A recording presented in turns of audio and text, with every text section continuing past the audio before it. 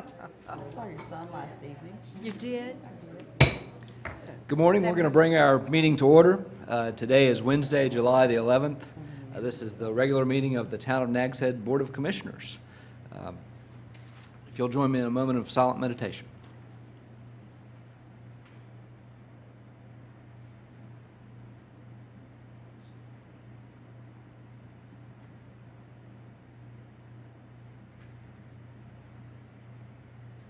Amen.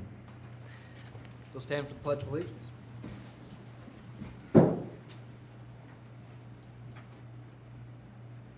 allegiance to the flag of the United States of America and to the republic for which it stands, one nation, under God, indivisible, with liberty and justice for all.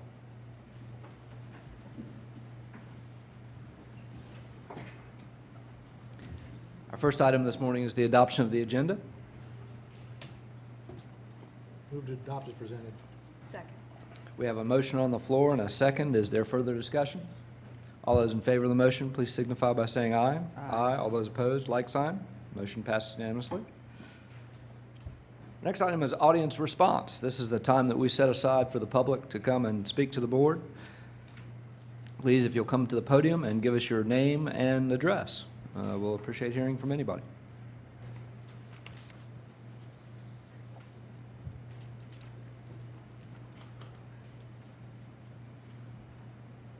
Good morning. I'm Bobby Gentry, and I'm co-chair of the Citizens Advisory Committee. I live at 2423 South Memorial Avenue, right in Gallery Road. I am Tony Parker, also with the Citizens Advisory Committee. I live on Carolinian Circle in Nags Head. Tony is going to make sure I cover all the items that I need to cover. So I've got two sets of notes here, so if you'll bear with me, please. We discussed the Gallery Row area and several ideas for improving that district, including perhaps a purchase of the for sale by owner lot right at North Carolina 12 and Driftwood Street. For outdoor artist area to include maybe sculpture garden, artist work area, parking area to enhance the entrance to the area, because as you've seen, there are also some, or at least one gallery that's opened up in that district next to Red Drum, right on North Carolina 12. Also discussed was cooperative parking arrangements between present galleries and marking of crosswalks, installing a sidewalk on one side of Driftwood, possibly one weighing Driftwood and Gallery Row to make a unit of galleries. There is a new gallery, of course, I said, between Driftwood and Wrightsville and Memorial. Also noted were maybe the availability of the Morales Gallery. Haven't had a chance to talk to the owners. I did tell them about the meeting we're having on the 24th at the Dream Center to discuss that area and hope that they would make it. Elizabeth Tig noticed that she would hope Nags Head becomes an arts destination in addition to all the other attractions here on the Outer Banks. Along with this discussion, as an add-on to safe routes, was a proposal to have North Carolina Department of Transportation add traffic signals timed with the Satterfield landing signals with median barriers to define turn lanes into Carolinian Circle and Satterfield, including a pedestrian safety area for a marked and signaled crosswalk. Driftwood would then become one-way eastbound with parking on one side of the street to North Carolina 12. Similarly, Gallery Row would become westbound with one side parking and with crosswalks and guidance signs with parking as above for galleries. It would make it a real district to attract locals and visitors alike, notwithstanding that just happens to be where I turn into my neighborhood, and it is the true definition of a suicide lane with TWs there and TJ Maxx and Staples. There's really not enough room for both of us to make a left turn there. And we understand that having two signal lights there is kind of quirky, but we believe they could be timed together and not cause a distraction and be a safe route across 158 for those that are going to Kelly's and maybe even walking to go shopping. Um,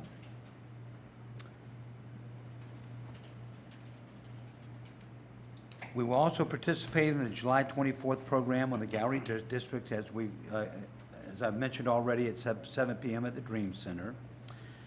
We discussed the Safe Routes program, the school camp. Would you pass these down? I'm sure most of you are aware of it. I'm not sure whether that has filled yet or not. But there were 6, okay, we're about half full. The Safe Routes discussion included the day camp, walk-in school bus, bike rodeo, which was held already, and other programs at Nags Head Elementary School. The fact that Principal Palma is very cooperative and helpful.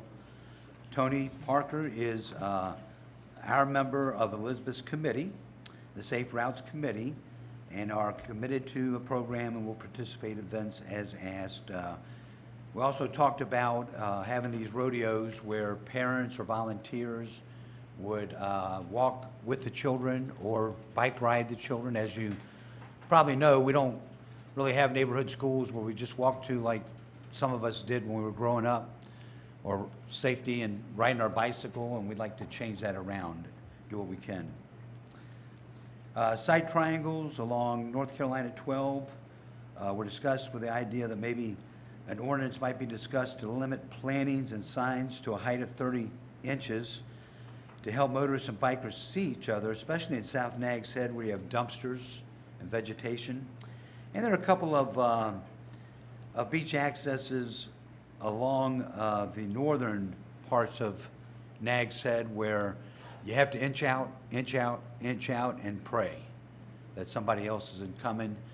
We could even consider on some of those areas either yield or stop for the bikers. I know that sounds unheard of, but you know, they're kind of accidents waiting to happen. We've had one of our own personal friends have a bike accident that was unfortunate and very damaging and quite an injury. Another discussion was festivals and events in Nags Head.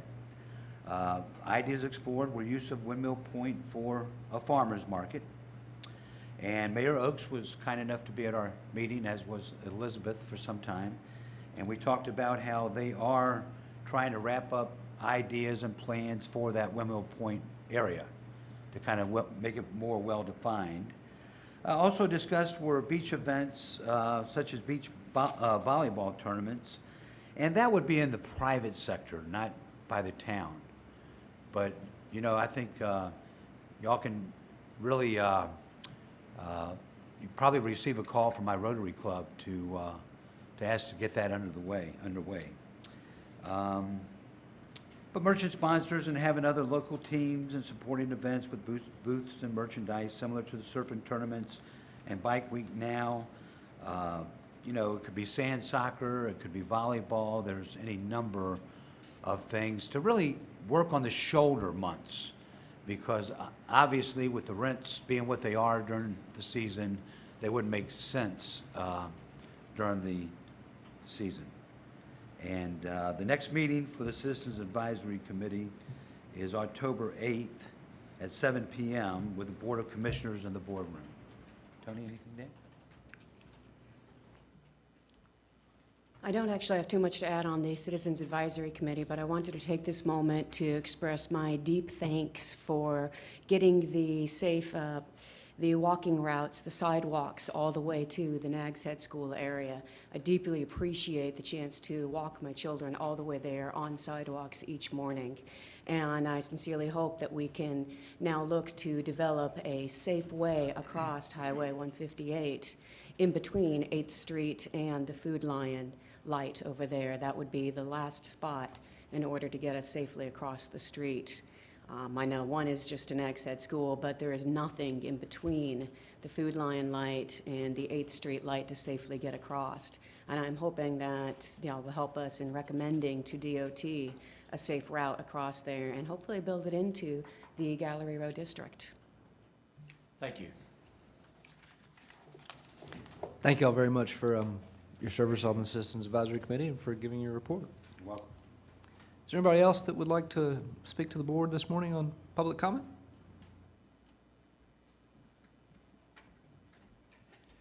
Good morning, Mayor and Commissioners. I would just like to make a comment on behalf, I think, of the public in general regarding our budget and transparency in government. I think that the town of Nags Head has an exemplary record, the best in the area, on fiscal responsibility and transparency in government, to include the broadcasts of these events right here.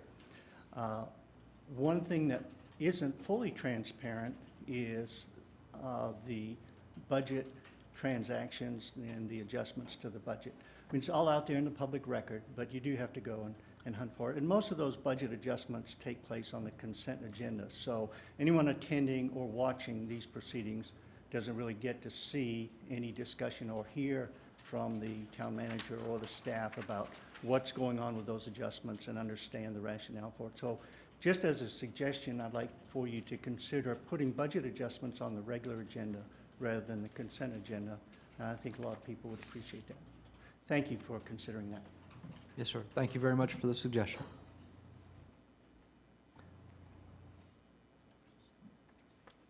Other public comments this morning?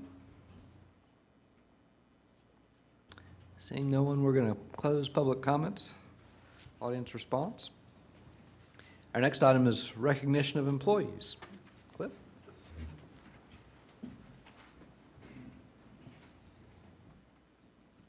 It's an honor and a privilege for me to be standing next to Dave Clark. It's also an honor to have his wife here with us, Joanne, a recent retiree from the town of Nags Head. I'm glad she's here and welcome. Thanks for coming. Dave's been with the town since June 17th of 2002. He's been leading the Public Works Department for the last 9, I guess all of the last 10 years. In the last year of, before he joins his wife in retirement, he's going to be heading up our, as a water utilities director, and going to leave our water department in the best possible shape as he goes on to join his wife and have more time on that honey-do list. Dave, the thing I can think that comes to mind most about Dave is what a good man Dave Clark is, what a strong man of family. Family means a whole lot to Dave. His faith, his Christian values shine and show through Dave and what he does. He's extremely well-spoken and extremely well-written, but you don't find too many all-around good men like we have in Dave Clark. Dave's got 4 daughters, and you know, I should have let Dave do this. This is one of the things he does best, is get up here and recognize employees. I actually said, Dave, why don't you write this and I'll just read it, but I couldn't do that. Dave does have 4 daughters. He's got 3 grandchildren, 2 granddaughters, one 15 and one 11, and a grandson named Jacob. Who, if you've been in Dave's office, you'll see a picture of Jacob and his grandfather, and I don't know which one's smiling bigger. Dave's mighty proud of his grandchildren. He's previous experience, he's been the Public Works Director in Onslow County, County Engineer in Carteret, and before that, he spent 15 years with Public Works in James City County. So it's my pleasure to present to Dave, to the board for his 10-year recognition. Thank you, Dave. Thank you. And Dave, I'm going to stay near my microphone to read this certificate of appreciation, if I may. This is a certificate of appreciation presented to David W. Clark upon the occasion of his 10-year anniversary. On June 17, 2002, Dave began employment with the town of Nags Head. This certificate is awarded to recognize Dave's faithful service and many contributions over the past 10 years. His dedication to doing a good job and his goodwill toward everyone he came in contact with during his tenure as Public Works Director has had a positive effect on the well-being of the town, its citizens, and its visitors. The Town of Nags Head Board of Commissioners recognizes the contributions Dave has made to the town over the past 10 years and expresses its appreciation to him. Best wishes are extended to Dave for his continued success.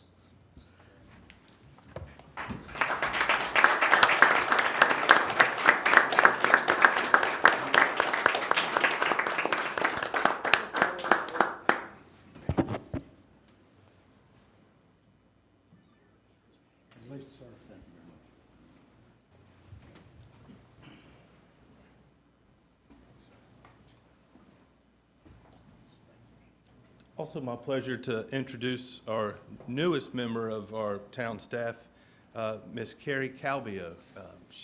I'm very thankful to our police chief for being able to get someone on board as quickly as he was able to perform the duties and functions of our new beach educator and beach ambassador. You'll see Carrie out on the beach. Her primary functions and responsibilities are going to be to speak to the public, to educate the public on the rules and the regulations. She'll be helping with some of the zoning things that we look for out on the beach, as well as the police regulations and so forth. But her main focus is really going to be to ambassador to our visitors, to welcome them, to familiarize themselves with the rules and the regulations, and try to compel people to follow the rules. You'll see she does have a radio, so she's got backup if she needs it, but we hope that she will never need that backup. One of the good things is she's a local person. She's graduated from First Flight High School, so she'll probably be able to answer the number one question: where's a good place to eat? That's the thing she gets asked the most. She is a May 2012 graduate of the College of the Albemarle Basic Law Enforcement Training Program, and she is hoping to begin a career in law enforcement, and we're very thankful that we can help her in return by giving her some experience and hopefully open up some doors for her in the future. So it's my pleasure to introduce to you Ms. Calbio.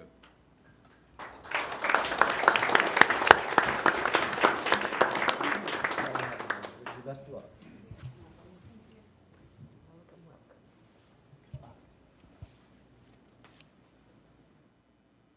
Best of luck to you.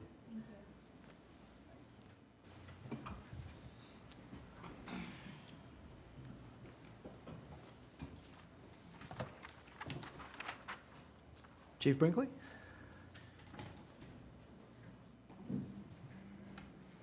Mayor, Board of Commissioners, good morning to you. It's my privilege to come before you today to give you some updates and to have the mayor read a proclamation for the National Night Out event that is scheduled for Tuesday, August the 7th at 5:30 p.m. National Night Out, this will be the 28th annual National Night Out, which is a program that is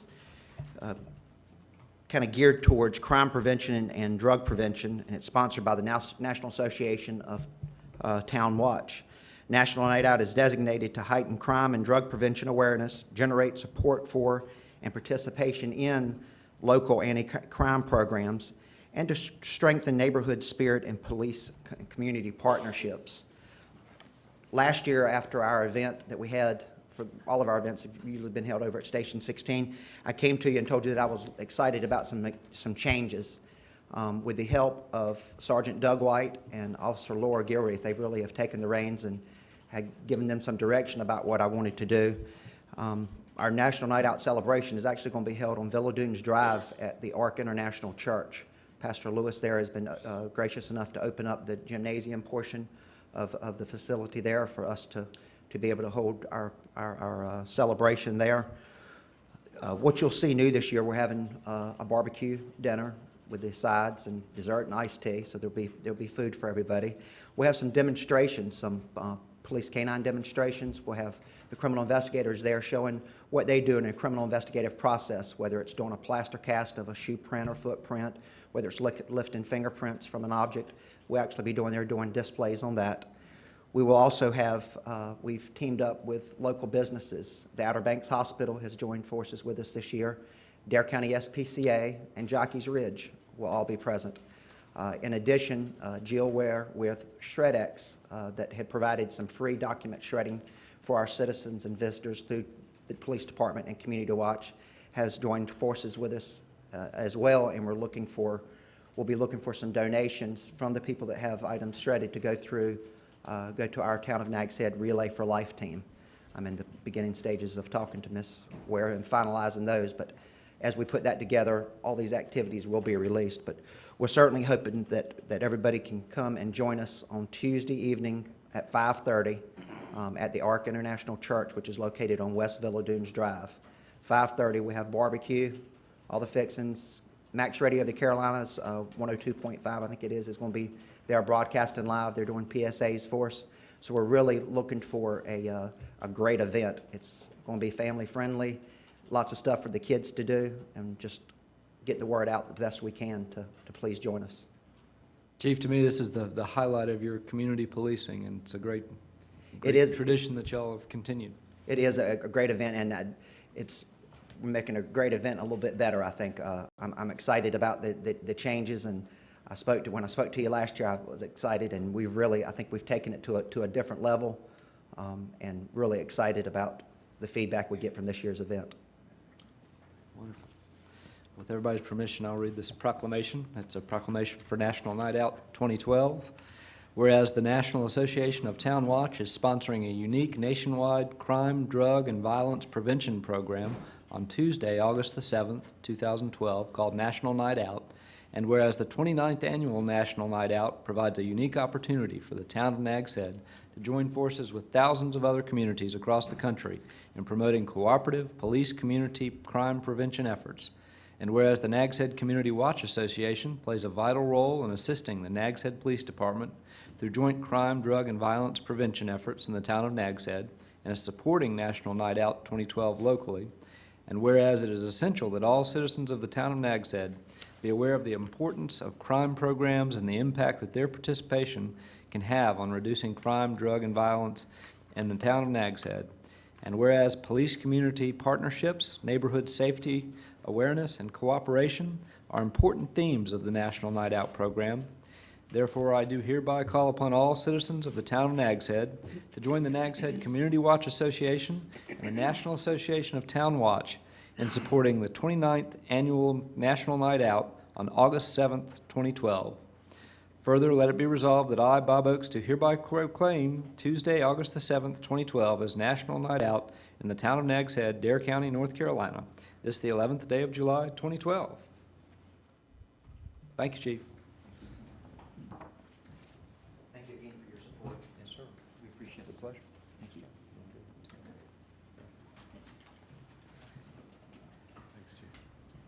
There's not many things you get to do as mayor as far as proclamations go.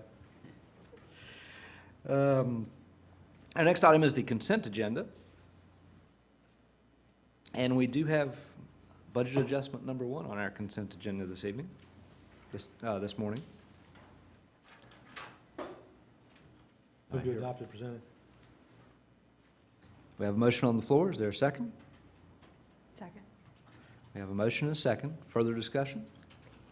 I do believe that we need to take under consideration future budget adjustments, that they not be included in the consent agenda. It's, I have a point of order, well, and it's not a point of order, just a point of information. The reason why that was done was that, and the decision was made some time ago to take the budget adjustments and put them on a consent agenda because of, first of all, the time and mostly, no disrespect intended, mostly the people didn't care. The budget adjustments are a matter of public record. They're available to whoever wants to see them. So that was what was done. To pull them back out again, all that does is prolong. And that's the reason why it was done to start off with. further discussion? Well, I don't think we need to discuss them at length. Anyone who is looking at the webpage can go in there and see what's there. It's just that sometimes I have to call town hall and ask why something is happening. I just think it is better. I mean, we did this is open government, and we don't have to go through each item. If there's a question or a concern about one, it's there to be made rather than under the consent agenda. It's a suggestion. We can decide what to do with it later. Yes, ma'am. And I will agree with Marvin that we do an excellent job with transparency, and We do. we will certainly continue that. All those in favor of the motion, please signify by saying aye. Aye. All those opposed, like sign. Motion passes unanimously. Our next item is a public hearing to obtain comments pertaining to an ordinance amendment to limit internet or electronic gaming machines. Mr. Leidy? Yes, sir. At this time, we'll begin the public hearing to consider some zoning ordinance text amendments to Chapter 48, in particular to Sections 48-7, 48-30, 376, 48-408, and at this time, we will begin with the staff's analysis presented by Planning Director Elizabeth Teague. Good morning, Mr. Mayor, Board of Commissioners, Mr. Attorney. I might ask for your help in explaining this particular process because technically this would be a second reading. There was a motion at your June meeting on June 6th to adopt a limitation on internet gaming machines to the C3 district just as an accessory use limited to 2 machines per site, and tagged on to the motion, as recommended by the Planning Board, was a 2-year amortization period. Given that we're doing an amortization and for the public's benefit, this is when, instead of adopting an ordinance and allowing a use to continue as what we call a pre-existing nonconformity, we are actually placing a time frame under which those machines, in this case, have to go away. So the amortization period recommended is 2 years. This should give the businesses time to recoup their initial investment on these machines and give them time to make plans to let go of their leases and move forward without those machines. And so in doing an amortization process, we have to make sure we have exact findings and reasonings for conducting that and taking away that pre-existing nonconformity right that normally would go in perpetuity when you're adopting an ordinance. That said, in consultation with the attorneys, we're recommending that you actually, for your second reading, defeat your original ordinance and consider this new text amendment that's being presented, and thus the reason for the public hearing again, which creates and puts forward some additional findings that lay out the reasons behind the amortization. You'll see sort of a little bit different format than what you might be used to in the actual text. And perhaps, Roberta, we could go to the text where you'll see some whereases, preamble to the actual text, which are some findings that I'd like to present to you or suggest to you that we didn't thoroughly discuss at your last meeting. We've talked about them at the Planning Board, we've touched on them, but we wanted to make sure they were laid out for you so that people understood why we were approaching it this way. You'll see that really our concern goes back to the land use plan and trying to be consistent with town goals of the type of town we want to have. And in the land use plan, it clearly states that we want to move towards and support and maintain an economy based on family tourism. We feel like these machines are in conflict with that. Even since the last discussion, there have been incidences of crime associated with these. It creates a target where there is a large amount of cash being exchanged. It also creates a parking problem because for example, at the site now there at Miss Helen's, we know that their parking lot is much more full than it normally would be as a convenience store because people are staying there and playing those machines. I've driven by there a couple of times and noticed that their parking spaces, which normally should be transitory parking spaces, you're seeing cars stay there for a long period of time. Additionally, we're concerned, though, about removing this use from our local businesses all at once. And we also want to allow this use to continue in a limited fashion, since there's obviously some interest in it. Therefore, within the town's land use plan, it made a lot of sense to allow that in the C3 district, which was not on our main corridor. It wouldn't necessarily have the visual impact that it would right on US 158. And the amortization allows businesses that already have these machines, such as Miss Helen's, and we know there's one at the bowling alley, that they have some time to plan to get some benefit from these machines, but then prepare to let go of them within a period of 2 years, starting when you adopt this ordinance. So I'd like to check in with Mr. Leidy, make sure I covered everything. You did. Okay. She's done a good job of explaining the background for the revised ordinance here, and the key thing I want to emphasize for the board is that in considering an amortization period, which this revised ordinance would include, the board's function is to balance the potential harm to the public from the use allowed by the ordinance with the potential for any economic harm to those businesses that are already operating outside of the C3 district. That's what the board's function is in considering whether to and how to impose an amortization period for any type of zoning ordinance. And so that's what these findings are designed to do, is to help guide the board in determining what the harm might be, what the concerns may be, and then to balance those two things. And so if the board is satisfied with those particular findings, then those can be adopted by the board. Second thing I wanted to just reemphasize is that the original ordinance presented to the board did not include these findings, and we're concerned that adopting this without defeating the original may have the effect of because the zoning text amendments themselves are the same.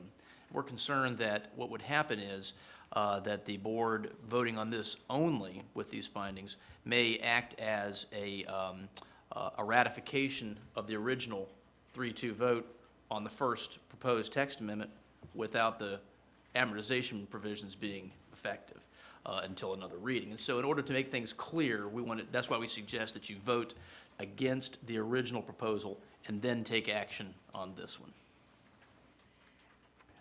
And I'm happy to answer any questions, as I'm sure Mr. Leidy is as well. Any questions for Ms. Teague or Mr. Leidy? I have one. You said potential increase in criminal activity, or did you say that you've already noted, or there's already been an increase based on amounts of money? Well, for us, it's a potential.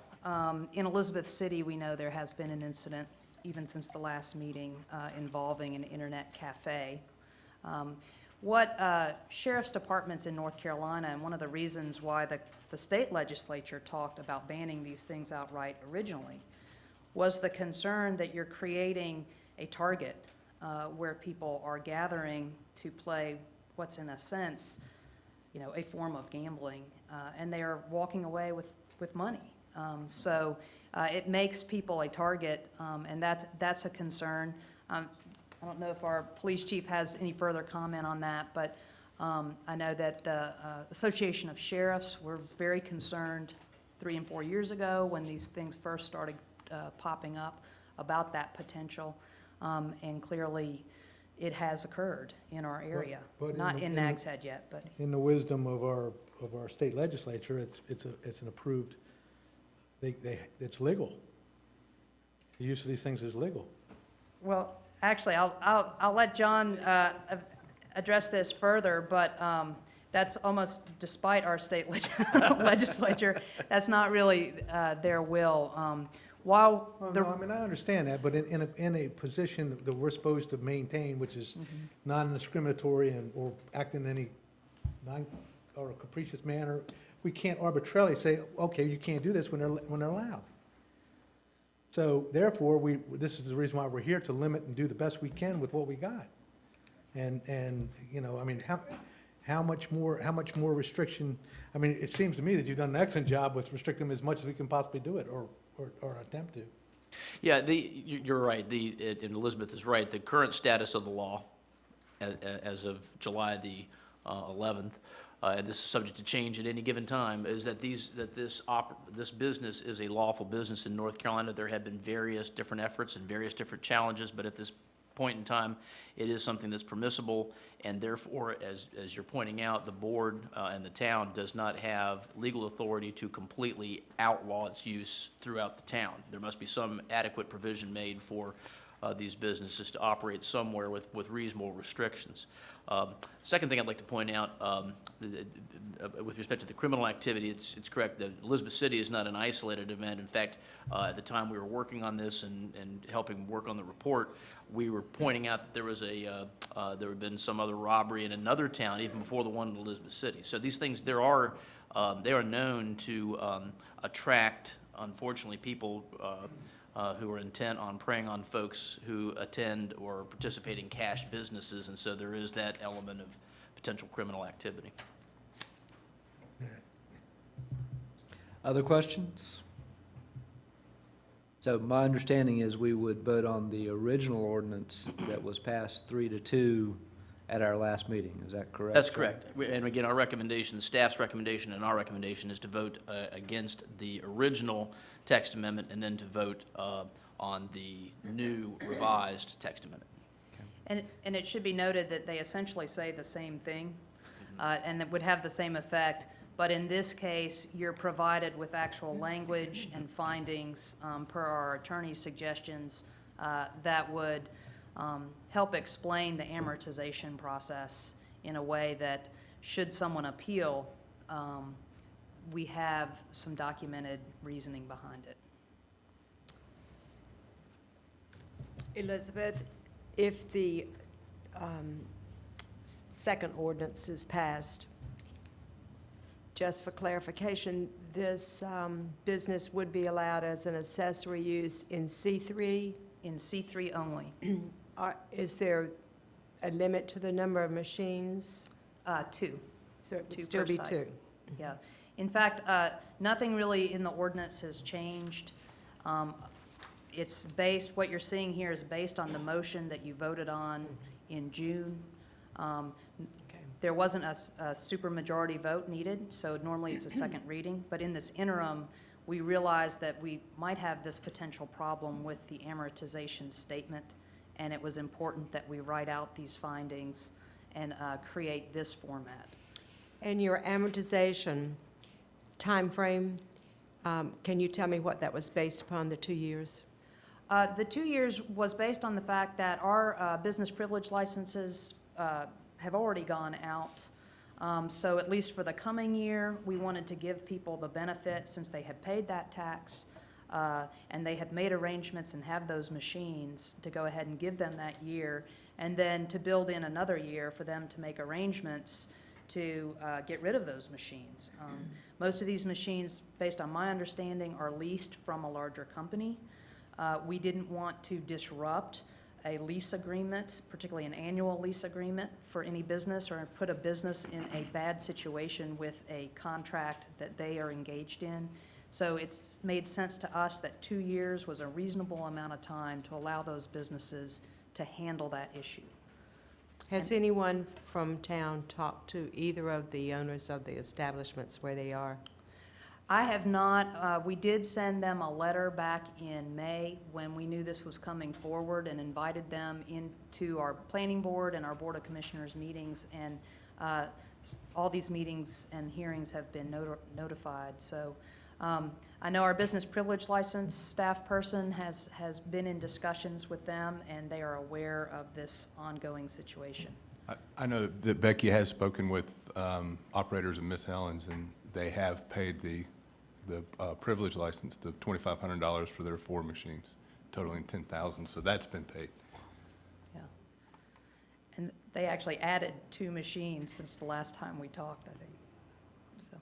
And if I could just reiterate that in considering the amortization period, the length of that, again, the board needs to balance the potential economic harm, if any, to the business that operates with these machines against the potential harm to the public. And just as an example, the potential for economic harm,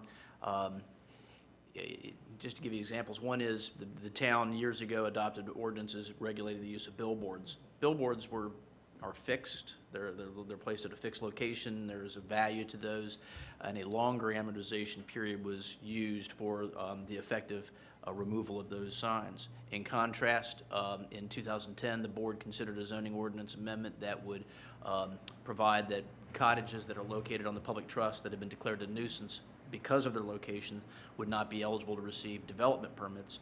In deciding on a 90-day amortization period there, the board found that there was no economic harm really, or minimal, because there was really no economic value to those structures. So, you have to consider the potential for economic harm in light of how long it might take for someone to really recoup their investment. And the staff's recommendation, and what's proposed here is a 2-year period. Would you feel is adequate? Yes, I think it's better to err on the side of a longer period than a shorter period, just to make sure that people have the opportunity to recoup whatever those losses might be and to minimize that harm.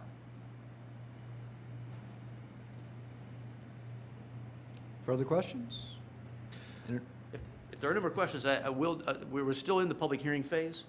Does the board wish to receive any further information from Ms. Teague?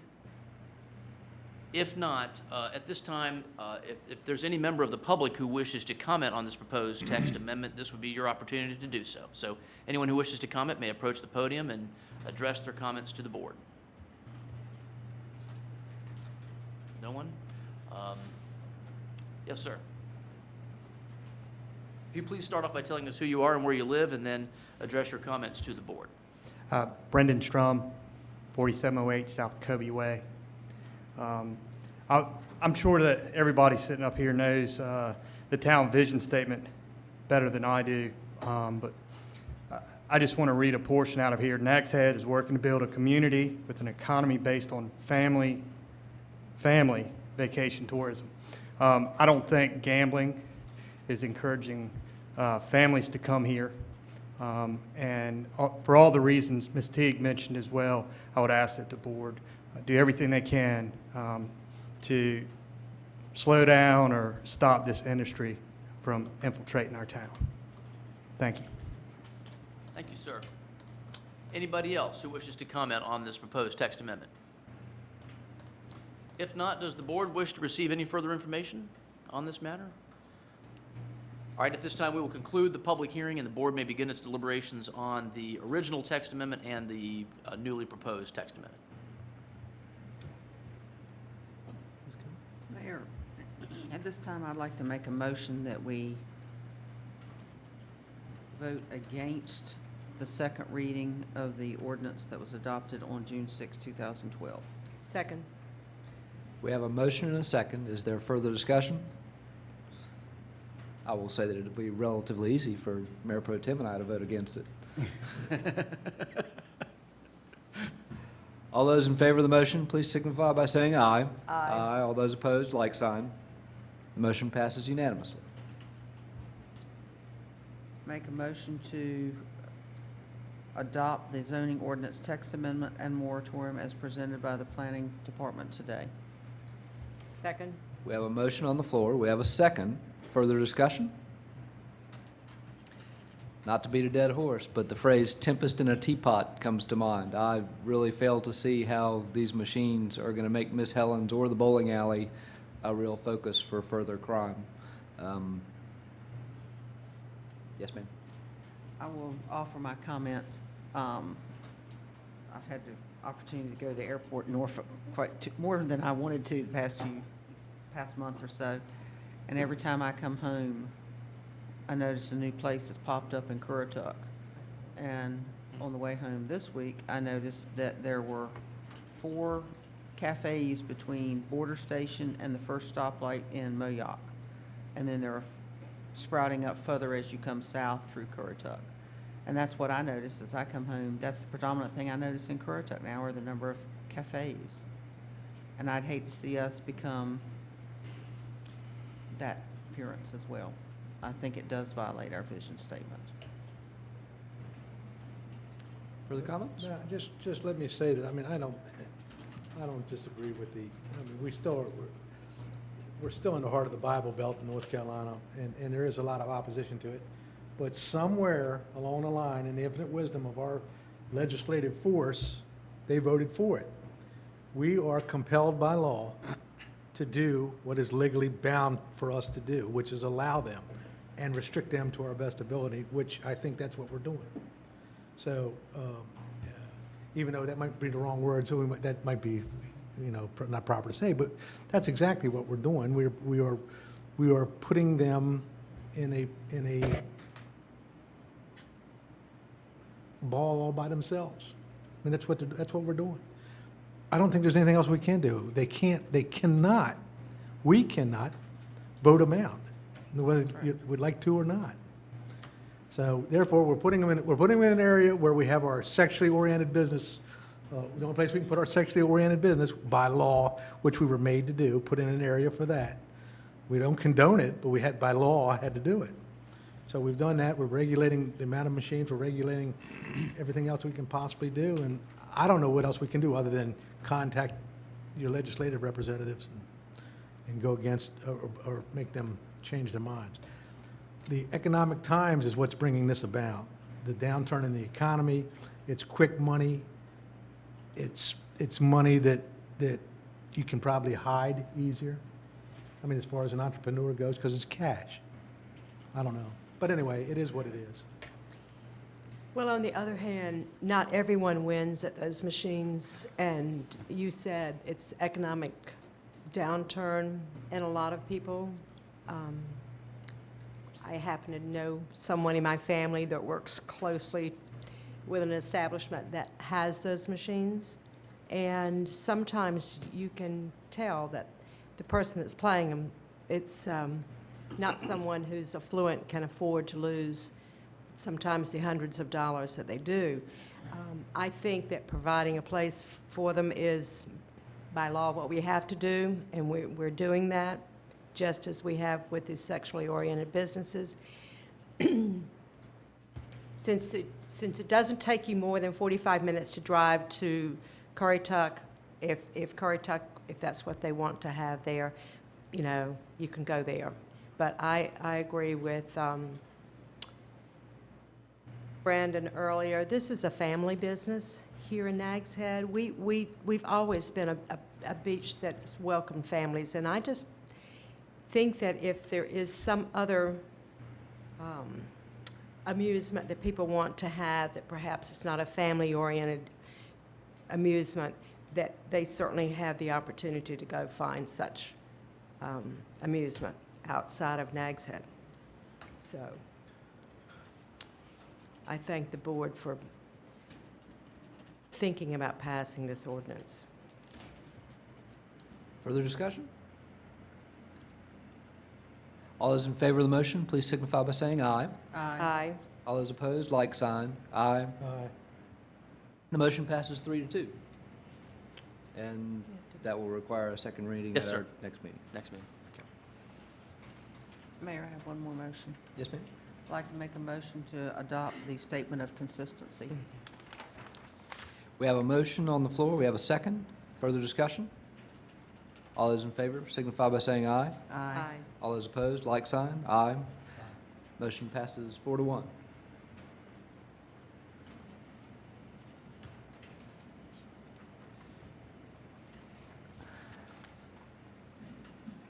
Our next item is old business. NCDOT landscaping agreements for Whalebone intersection sonic sites. Cliff?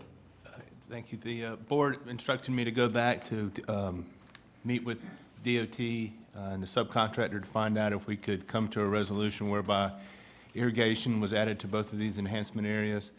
The board, as you know, there were two different arrangements. Both the agreements are the same, but the agreements under which they were generated are different. Sonic, it was at our request of getting the enhancement area replaced. That was part of the removal by the previous owners of Sonic of their required site plan vegetation, and that encroached into removing some vegetation in the enhancement area. Through a negotiation, or when the new owners came on, and not to be a party to those continuing violations, they agreed to replace both their the required vegetation on their site as well as the vegetation in the enhancement area. And they've paid for that, and the cost of the irrigation will come out of that, so that will be part of that settlement. We can get the irrigation put in there at no cost to the town, but is through the process of that enhancement. The subcontractor was willing to back out some of the ongoing costs. It was a part of DOT's requirement to keep those plants watered. So that reduces the cost of those plantings, as the board assumed that it should. The cost of watering in the next 3 years is backed out of that cost of the irrigation. But DOT, I think, recognized what the board did at your last meeting, is that there's, putting in irrigation may be more of an upfront cost, but it's going to pay off in the long run. So DOT has agreed with the subcontractor to put the irrigation in at Whalebone, again, at their cost, at no cost to the town. So the board can sign and agree, both, can pass both of these agreements, knowing that irrigation will be part of both of these projects at no cost to the town. Now, would you buy them lunch? It'd be unethical for me to do that. Well, that's a real accomplishment. That is an accomplishment. DOT's gonna pay for the installation of, yeah, Well done, yeah. well done. Thanks for your patience on that. On this. And I meant out of your pocket, out of your own pocket.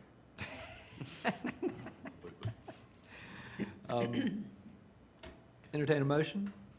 Make a motion to adopt both the agreements with DOT for Sonic, 3 agreements, Sonic, Whalebone, That's all, two. 2, Sonic and Whalebone. Second. We have a motion on the floor. We have a second. Is there further discussion? All those in favor of the motion, please signify by saying aye. Aye. All those opposed, like sign. Motion passes unanimously.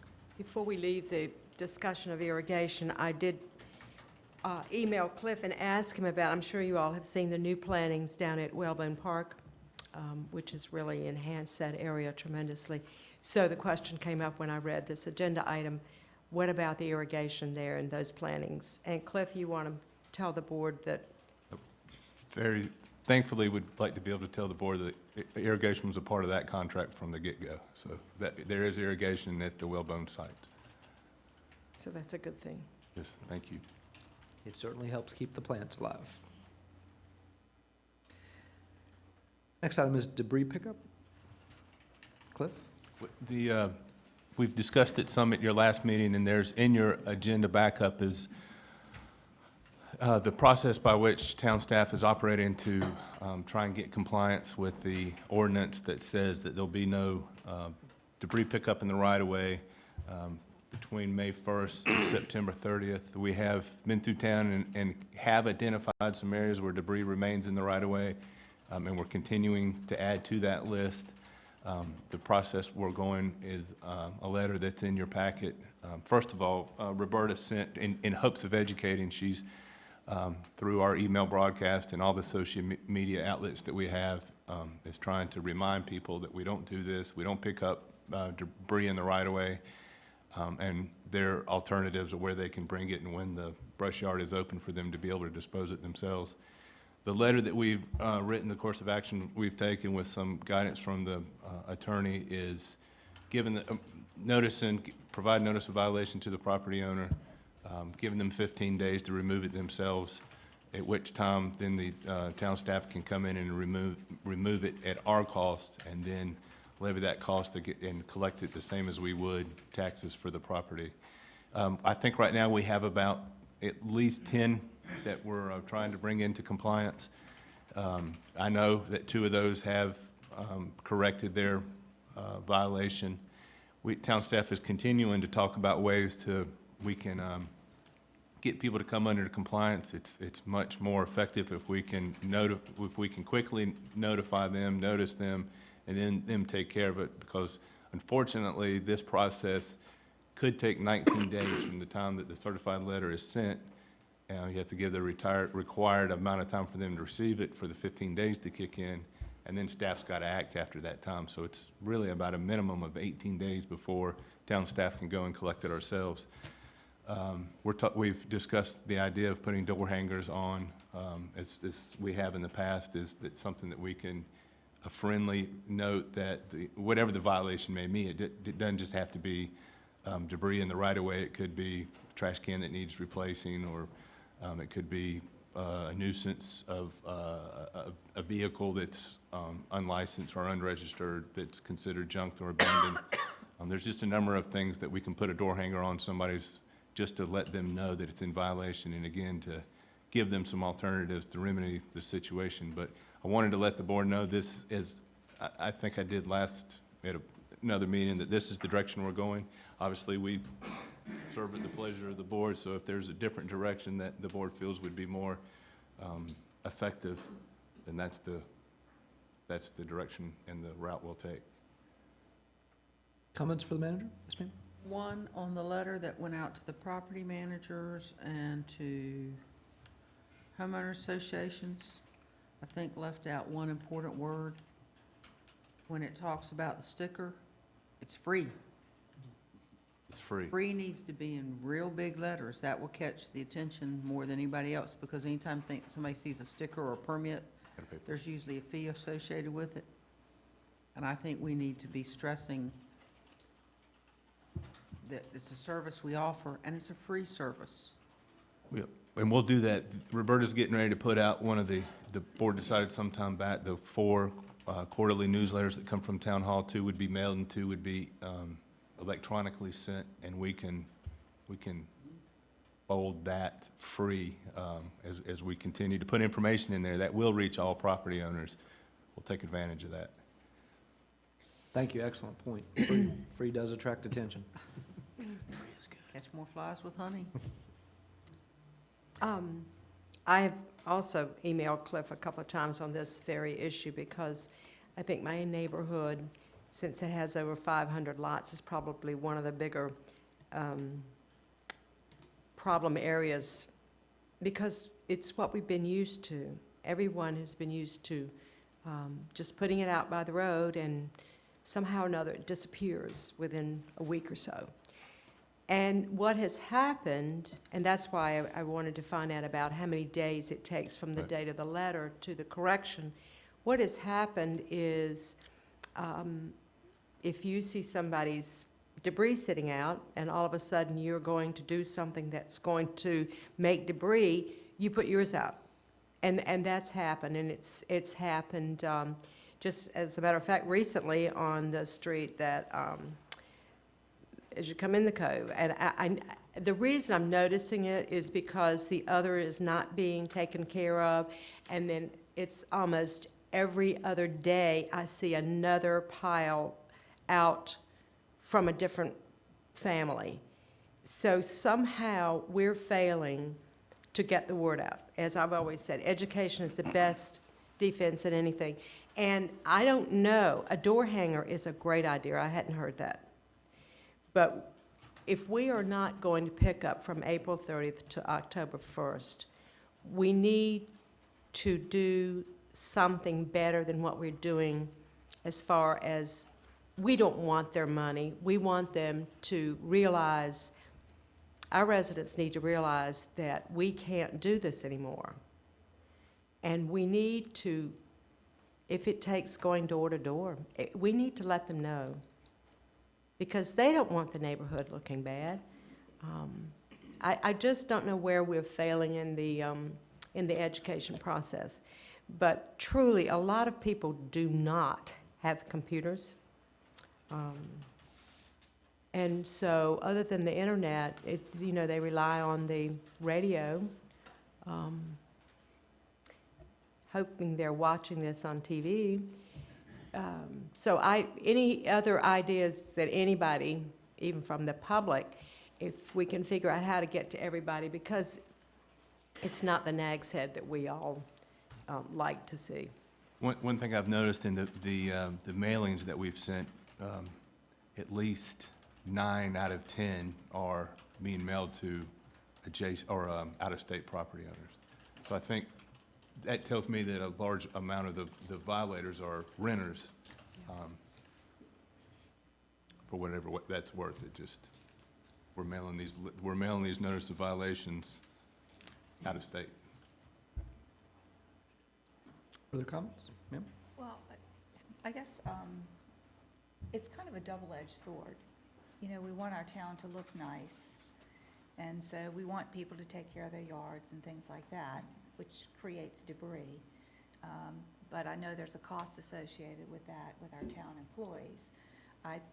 I personally think there's a difference between putting some yard debris out where you've pruned your bushes or whatever, versus throwing out an old mattress, an old sofa or whatever, that it's a completely different appearance. I prefer the carrot to the stick, so, and I think there are a lot of people that just really are not aware, because the practice for so long has been sometimes it just simply disappears. It's happened to me. It just, somebody just picks it up.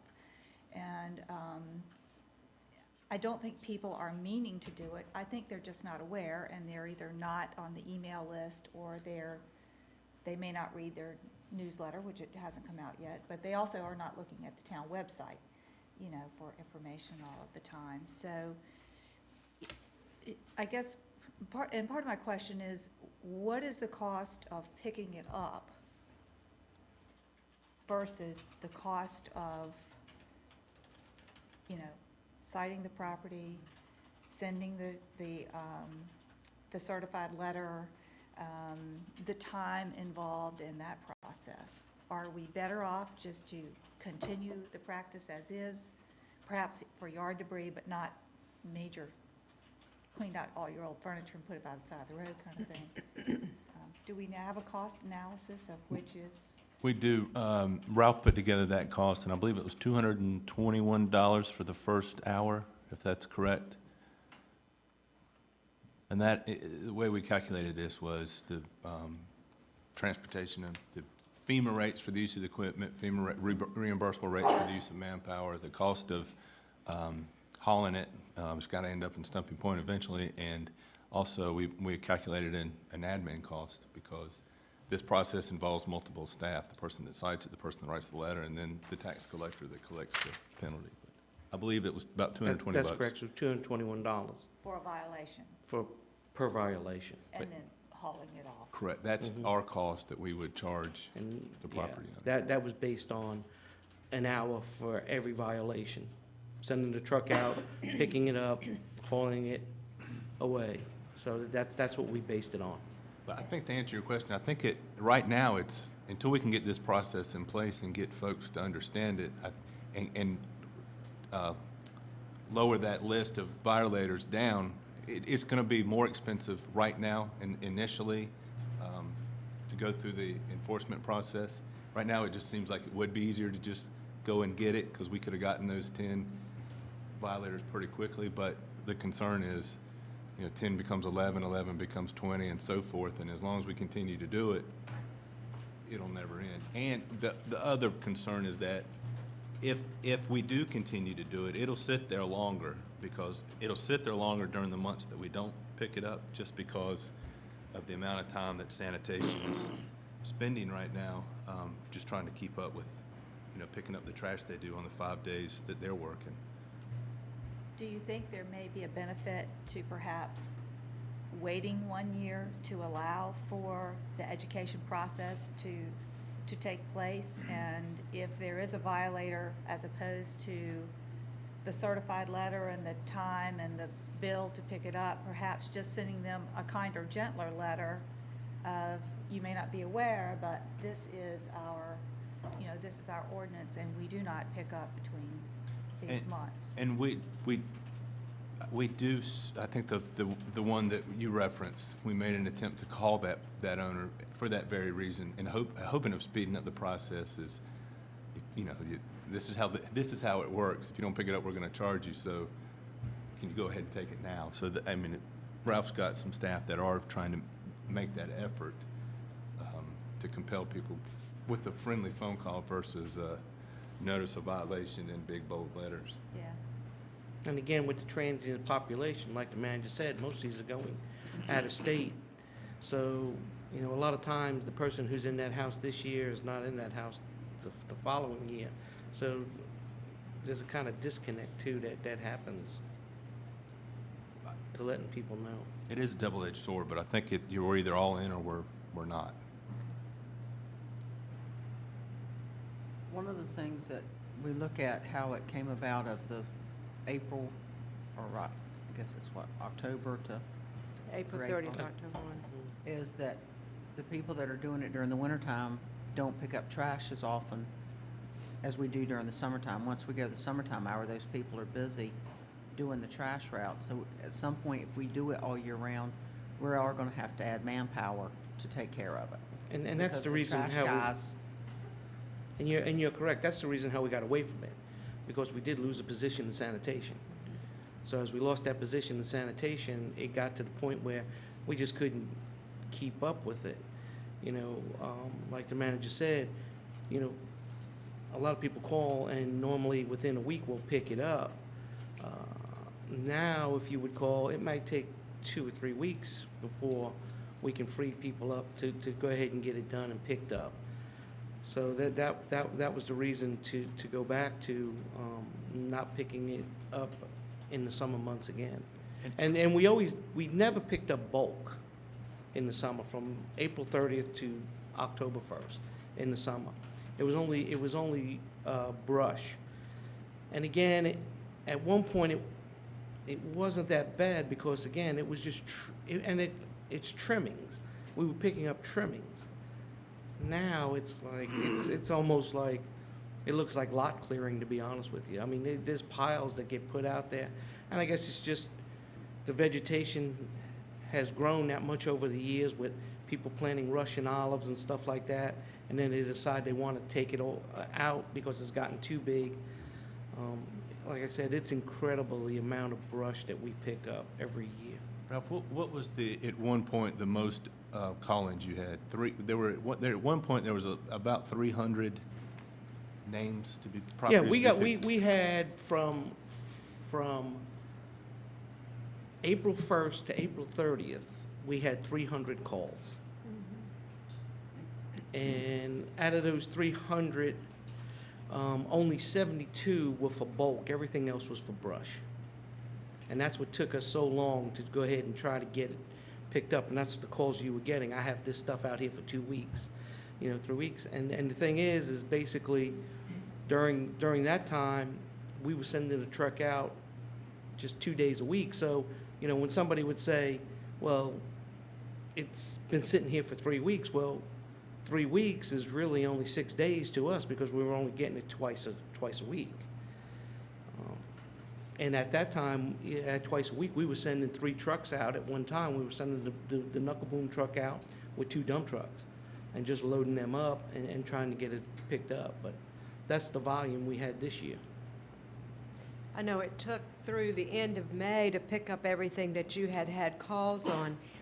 And Susie, I don't disagree that yard debris it seems less than the other, but the ordinance, fortunately or unfortunately, has been in effect forever. Yes. And even I didn't know that. I mean, Yes. I thought we always picked up the yard, that the ordinance didn't say that. But we really have become very spoiled with the services that we get here in Nags Head. I will just tell you this, there is not another township that does this. In fact, I was appalled last year when I had a customer that lives north, I won't say how far north, and I suggested to him that he just put it out by the road and call and have it, find out when they picked it up, and they told him they better not, because they only pick up once a year. I mean, can you imagine, once a year? So we had to find an alternative for him.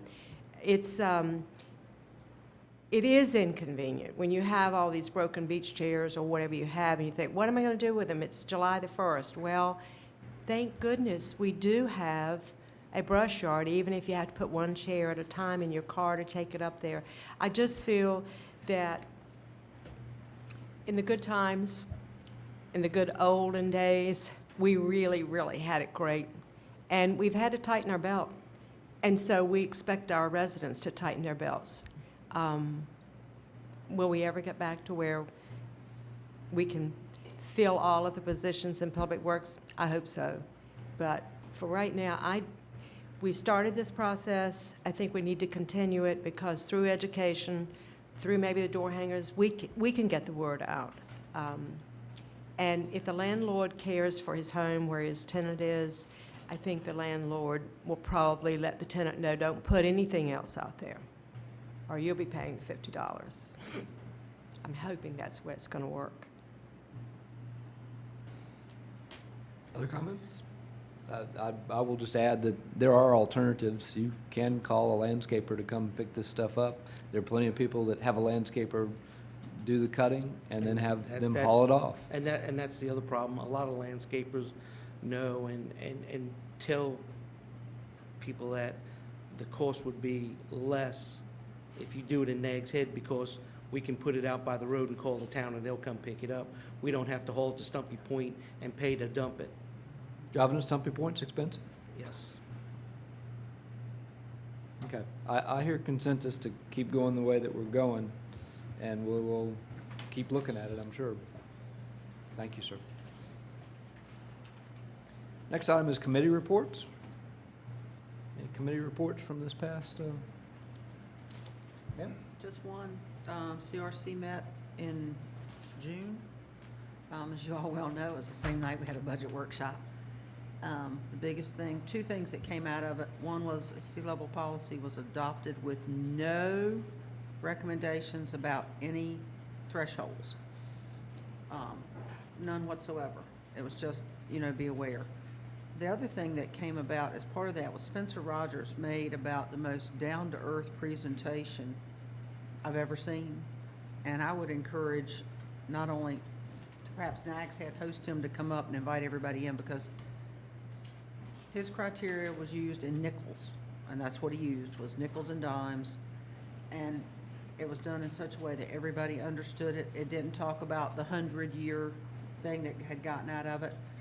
What also has come about is the fact that there's a need to revamp the science panel, because the people that, like Spencer, that talk in common sense are not the ones that get the press in the New York Times. So there is going to be some changes, I think, with the science panel. And further, it is now a matter of public record that we are appealing the Riggins homeowners sandbag issue to a higher court. We had a Superior Court in New Hanover County rule against staff's interpretation about removing the sandbags, and that is under appeal. And for those of you that don't know what that issue is, it's been ongoing since the late 90s. They've had several extensions. The town of Curry Beach and the Riggins homeowners received a federal grant to buy land across the street from the ocean, to build a new building across the street, and the oceanfront would become a public park. They're, in resulting, got a couple of new homeowners. They require 100% unanimity to do anything. Those new homeowners protested. And so the grant money to build a new condo and move across the street away from the ocean was turned back into the federal government in order to keep their sandbags and not have a public park. They would have had permanent ocean access, permanent view of the ocean, but instead the sandbags are in pretty bad disrepair, and so that is going to court, to a higher court, to remove those sandbags. Thank you, ma'am. Mr. Sadler? On June the 26th, the Windmill Point Advisory Committee, along with others, met at Town Hall to review applications and the fee structures and other issues dealing with the use of the Windmill Point site. And after a lot of input, it was agreed that Mr. Nettles, the executive director, would revamp the application and the fee schedule, which will be presented at our next meeting. It just, we hadn't gotten the right combination of uses versus the cost of the fees. And then the Tourism Board met on the 28th of June to hear again, the results of the HERE survey. And I remember well the night meeting that we had, our mid-month June meeting, and I invited all of you to attend the next day's meeting, which, of course, when the next morning I went to the meeting, that afternoon meeting was announced as canceled. Apparently, they had not been able to get the final data that they needed for the number 4 component of their survey, which is the phase that would include the possibility of a a hotel eventually on that site with a conference center. So we'll be hearing that in, I think that's in our next meeting, and then the full public will be invited after that. So we're getting there.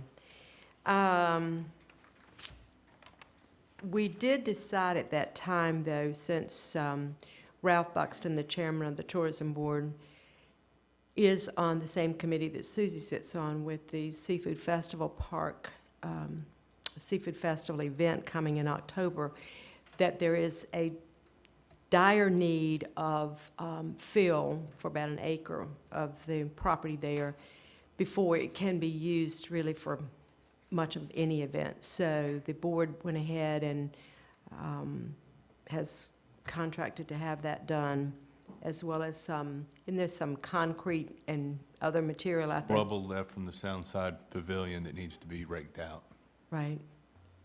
So we're forging ahead with getting it ready so that it will be a pleasant site there for the October event. We also, at that meeting, everybody was in agreement with the new contract for the following 3 years for the executive director. So he's on board again for another 3 years. And just a couple of things that are coming up, and I think that if you go on the website, you'll see these. There's a lot of exciting events that are coming ahead, and being the ability to have them happen is through the tourism board. There's going to be a new billfish tournament at Oregon Inlet, September 12 to 15, and the event festivities will be held in Manio. Then, of course, the Seafood Festival is going to be October 19th and 1920, which will have musical events, as well as the famed seafood sampling, and more about that will be getting out to the public as it comes together. And Susie, you may have something to say about that as well. Well, you can check the website, which is updated pretty frequently regarding the vendors participating.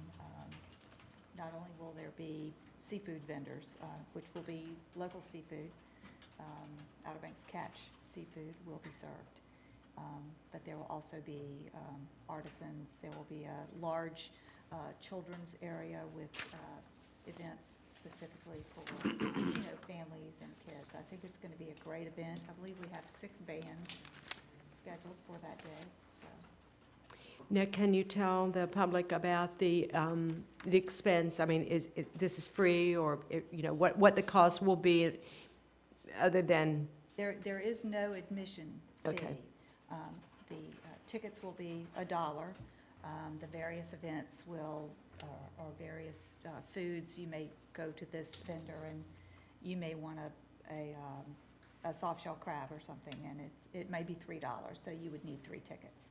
So everything will just be based on $1 tickets, which should be easy, for everyone. That way you're not spending $40 to get into an event when you have small children. They may not eat as much. So this is flexible enough for everyone's pocketbook. So. This is a great folder that y'all put together. I think it's excellent. It's got a lot of information in it. So we're still actively seeking sponsors. We have several so far, and several vendors, and I believe about 20 restaurants. So. Can you tell the public how you could become? I mean, you're looking for sponsors. So, if somebody in the audience wants to be a sponsor, or if anyone would like to be a sponsor, you can go to outerbanksseafoodfestival.org, and all of the sponsor information is there. If you would like to be a vendor and participate, whether it's arts and crafts or food, all of those applications are also on the website. Or you can contact the Chamber of Commerce to get additional information. good. And check the website. It's updated pretty frequently. Okay. Then they are already getting ready to put out ads for the Outer Banks Christmas weekends again, and they'll be scheduled from November the 23rd and run through January 5. There's going to be the first annual Hatteras Storytelling Festival, yarn telling, foot tapping, Hatteras style, and that's scheduled from March 3 to 5. They're, like I said, just some of the events that that the tourism board is promoting, and there'll be more added. The visitation numbers are holding strong in most of the sites that we, continue to watch monthly, as well as the occupancy and meals tax are healthy. The sales tax is still a bit off with the recent numbers that we had. We're always a month behind because of the way that they get reported. And let me see. Like I said, I'll have to let you know when the final survey is going to be, the final results of the survey is going to be from the HERE group, but as I understand it, it'll be sometime in late July or 1st of August. The, let's see, the last, July the 20, well, anyway, towards the end of July, I think it's July 27, the quarterly meeting of Jeanette's Pier will be holding its meeting, and I wanted to ask the board to please let me know if there are any issues or concerns or desires that you want me to bring up at that meeting, and it will be held here at Town Hall instead of the pier. So that's, I think, everything I've covered is there. Thank you, ma'am. Mr. Walters, anything? Mayor Pro Tem? That's nice looking. I didn't get one. Let me see that. Next item is number 13. Mr. Clark. Lucky 13. Mayor, Commissioners, good morning. I'm here today to present to you recommendations on entering into new agreements for post-storm debris removal services and also for debris monitoring services. As the board knows, this is something that we do every year. In the past, we have been doing it on an annual basis. 4 years ago, we entered into agreements with the understanding that providing both parties were satisfied with the service being provided, we would renew those agreements.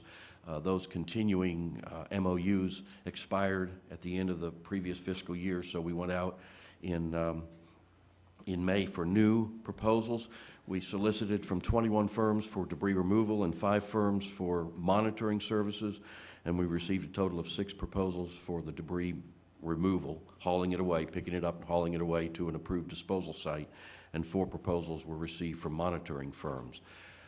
In the past, what has been recommended is entering into 2 agreements for debris removal, one with a local firm if we had a relatively small storm that exceeded the town's ability to deal with, but yet was not so devastating that the local firms were basically, their equipment was affected and they were unable to respond in a timely manner. And then we would enter into one with a national firm that had the capabilities in the case of a very large storm to deal with the amounts of debris, and they could bring equipment in from outside the immediate area that may not have been affected by that storm. This year, what I'm recommending is that we enter into an agreement with RPC, which was the only local firm that submitted this year. In addition to the mail-outs that we sent out to these 21 firms, both of these requests for proposals were also advertised in the Coastland Times so that they were publicized.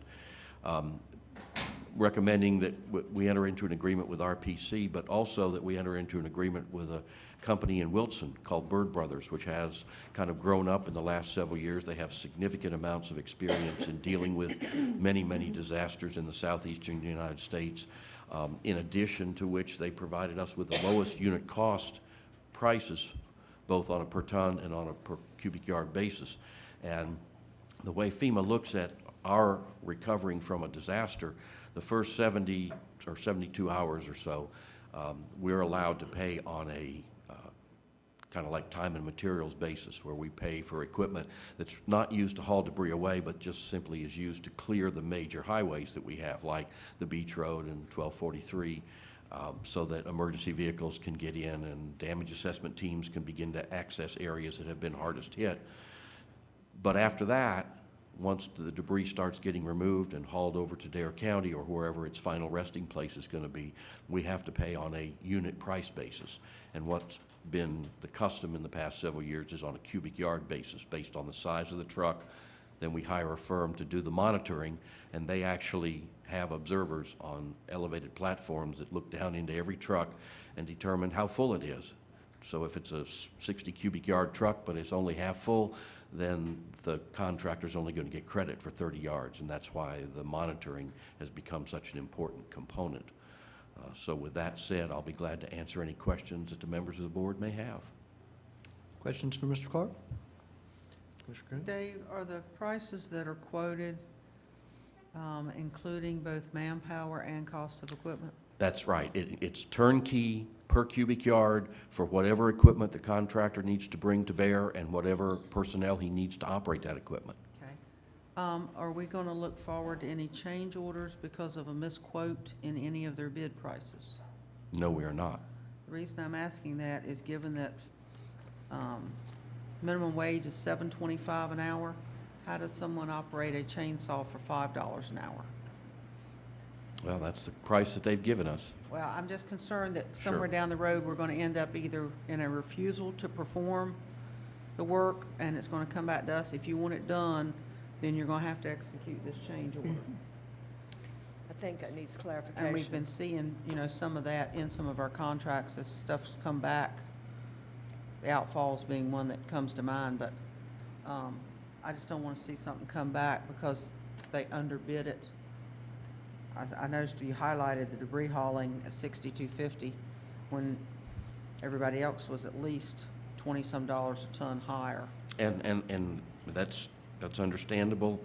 Their unit price on a per cubic yard basis, we paid Crowder Gulf $7.60 a cubic yard when they cleaned up after Irene last summer. So that $7.50 is a reasonable price given the current market. Obviously, we'll make sure that any prices that are included in the MOU are prices that will not change for this current fiscal year, because these are the prices that our current agreement will be based upon. We can hold off until Dave gets clarity on that, because I think it's a typographical error. I mean, I do. I It's, don't think they can change their bid without rebidding That's everything. right. Well, I'd just like to make sure that $5 is really what they meant. Correct. It's just so out of proportion to all the other hourly charges.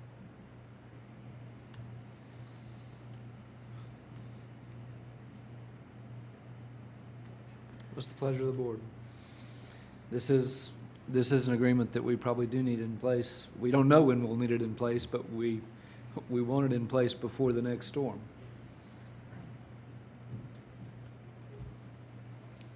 Well, what would you prefer? I think I'd probably go. We've got to enter into a contract with people. We're going to go ahead and do it, so I'll move that we go ahead and enter into the contract. When did the existing contracts expire, June 30th? June 30th. And why didn't we look at this back in June? We didn't send the bids out in time? Well, the bids are sent out in May. We could have brought it to the board at your meeting on I believe it was the 27th, but that meeting was primarily intended to adopt the budget, and I guess the objective was to keep the agenda as lean as possible. I don't like change orders, and Renee brought up one that is very, gives me heartburn, the one that we had on the outfalls. And I don't like to approve something just because we're pushed with a deadline. And I don't want it to come back and say, well, that was $45 an hour when the work is actually being done. I don't want that to happen. So How do we rectify that, Mayor, today?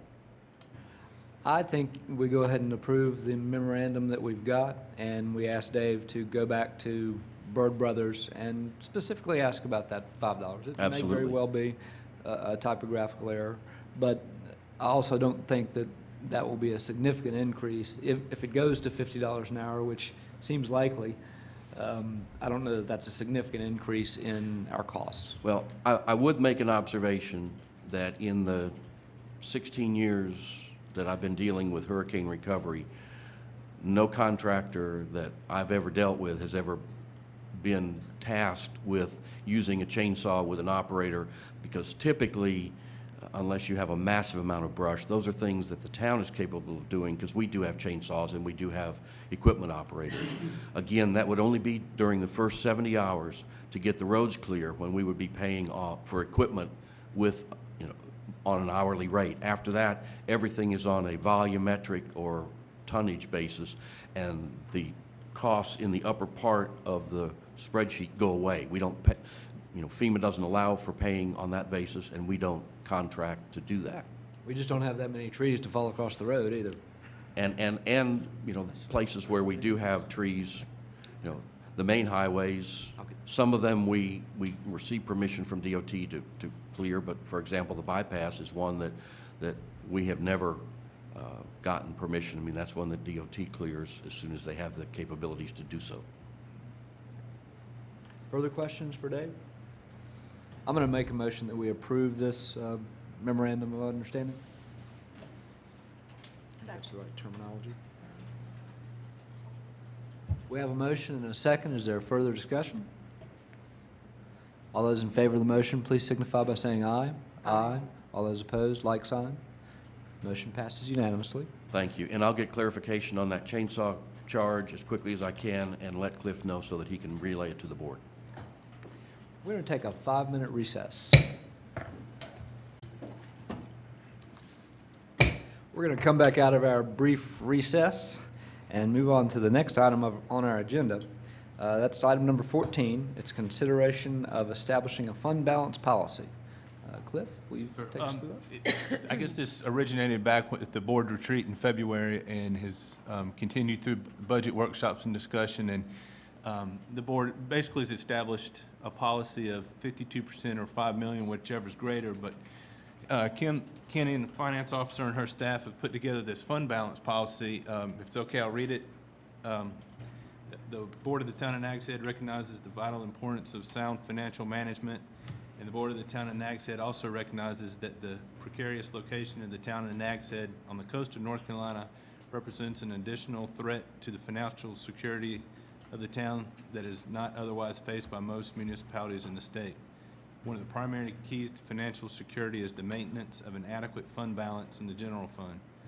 The town of Nags Head management will strive to maintain an unreserved, undesignated general fund balance of $5 million or 52% of total expenditures less bond debt as authorized by the governing body prior to the beginning of the upcoming fiscal year.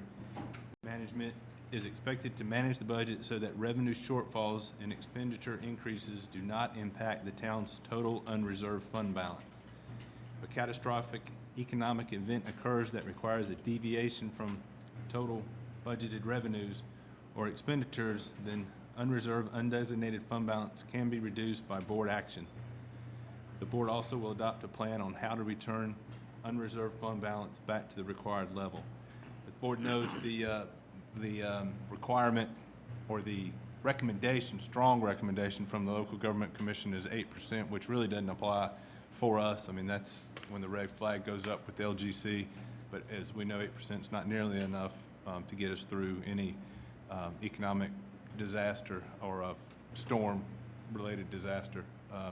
So we've got this as a draft for you for discussion and consideration, and we can, Kim or myself can answer hopefully any questions you may have. Any questions for Cliff or Kim Kinney? Okay. I would like to propose to the board, suggest to the board that we simplify this policy by simply saying a fund balance of $5 million and striking the 52% of total expenditures less bond debt. I think the The danger with doing that is as the budget grows, the percentage can get out of whack. But I think it will take a significant period of time to do that.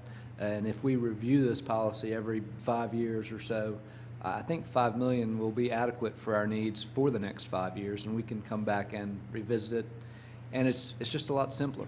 It seems like you got to do some major math calculations to get to 52%. But I'll throw that idea out there, and please. I don't have a problem. Mayor, oh, excuse me, go ahead, Mayor Pro Tem. I said I don't have a problem with it. It can be changed at any time by the board anyway, so, you know. I mean, I don't care if you make it 5 million or 50% or whatever, but, 5 million's fine with me. Mayor Pro Tem just mentioned, the one thing that occurred to me is typically what we strive to have is 6 months of revenue. So if we put it at 50%, 5 million or 50%, then you know you've got 6 months of revenue to carry you through. I appreciate the $5 million mark. It is simpler, and 52% was something that we were throwing out during the budget workshops because that's what we kept looking at, was 52% on some of our worksheets. But I would like to see kind of the 50% because then you know, in case of a catastrophic event, you've got 6 months of revenue. I can see your point there, and I concur with the 50%. I'm fine with that. If the 52% is certainly an easier, I mean, 50% is certainly an easier calculation, but, or the 5 million, so. If that's the case, then Mayor, I would introduce a motion to recommend the fund balance policy, or adopt the fund balance policy as presented at 50% mark, 5 million or 50%. We have a motion on the floor. I'll second that motion. We have a second. Is there further discussion? All those in favor of the motion, please signify by saying aye. Aye. All those opposed, like sign. Motion passes unanimously. Next item is number 15, consideration of establishing a schedule to pay back the water fund. Ms. Kinney?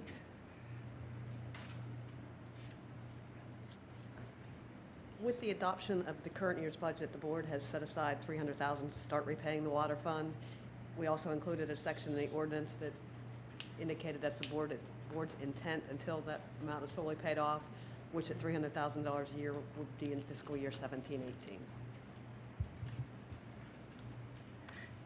Questions? Yes, Kim, this is the principal and interest, both the figure of 1.623174? No, ma'am, that's only the amount of the purchase. Only the amount of the purchase. What happened to the interest? There, to my knowledge, has never been any agreement or recommendation by the board to add interest to that.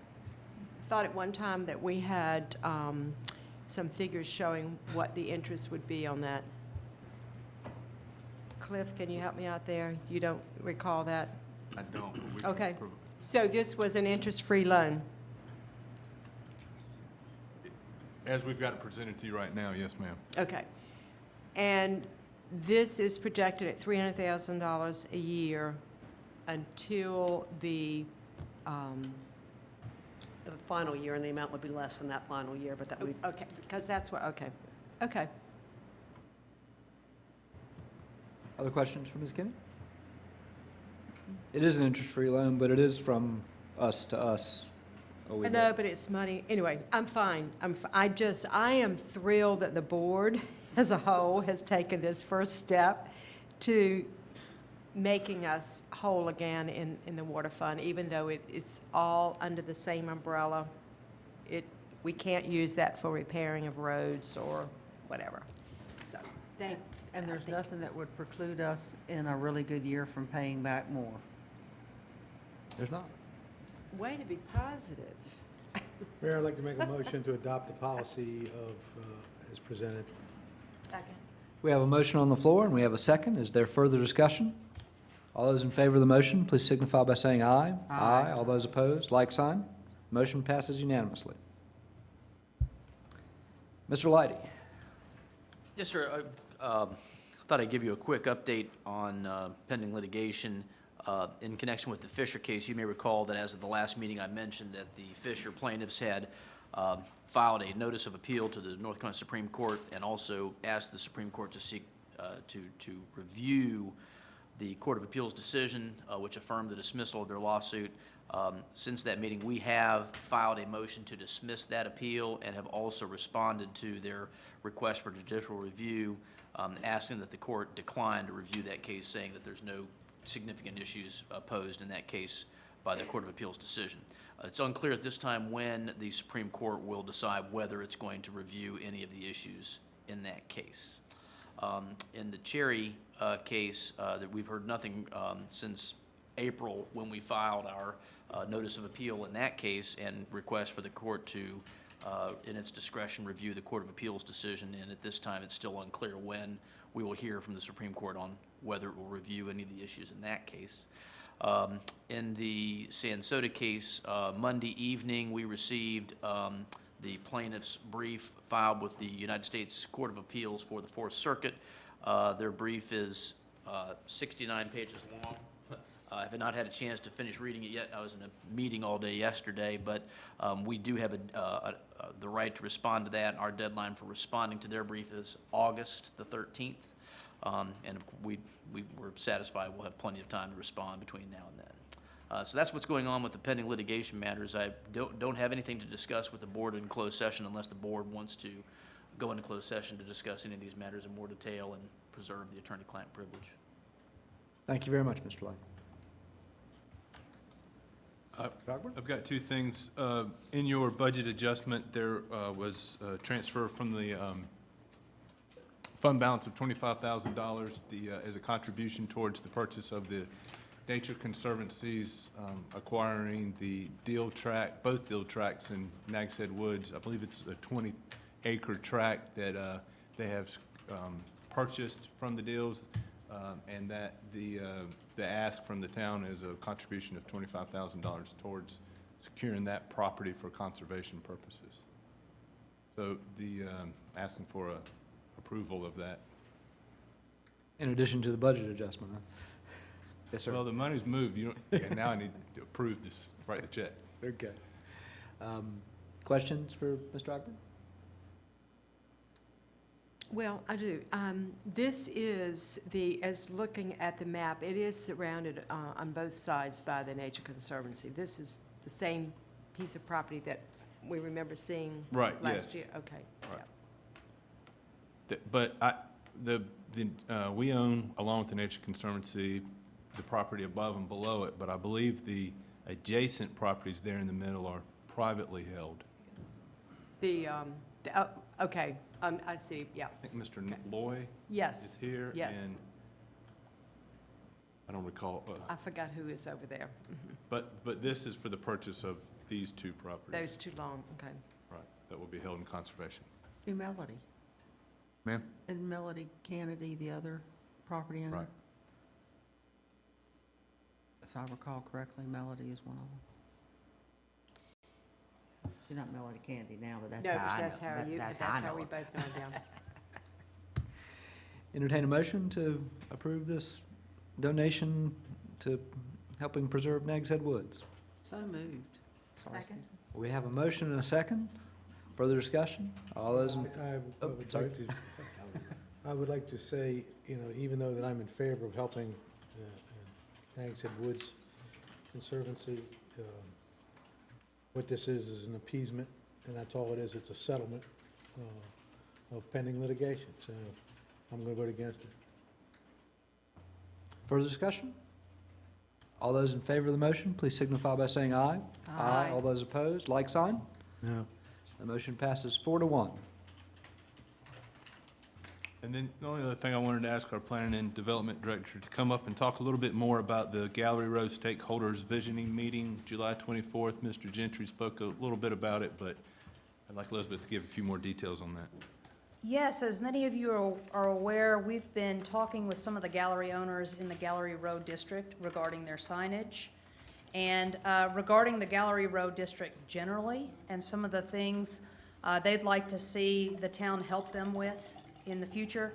And coming up July 24th at 7 p.m. at the Dream Center, we're going to have a community visioning meeting.